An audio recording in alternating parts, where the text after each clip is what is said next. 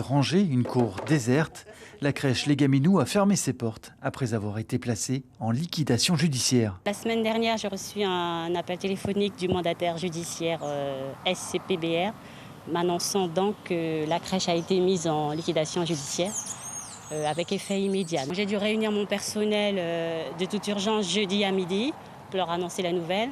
Et les parents qui étaient inscrits et qui fréquentaient la crèche au courant du mois de juin ont été informés vendredi.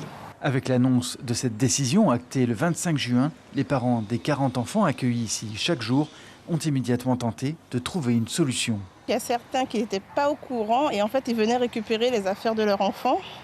Donc ça a été en nous disant à très bientôt.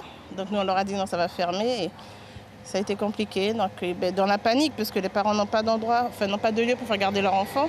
Donc dans la panique, elles ont pris des numéros de téléphone, elles ont pris en fait. Ça a été un petit moment de panique en fait pour certains parents. Et pour cause, la Guyane ne compte qu'une trentaine de crèches. C'est donc une course contre la montre qui débute pour les parents. J'étais vraiment satisfaite de cette crèche, que ce soit au niveau du personnel, au niveau de la direction, du lieu. Depuis hier soir, j'envoie des mails. J'ai peut-être une piste, mais je pense que ça va être compliqué. L'association qui gère cette crèche implantée à Remire-Montjoly rencontre des difficultés financières depuis plusieurs années.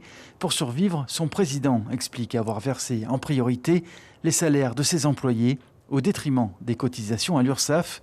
Il espère encore trouver une issue. Le match n'est pas fini.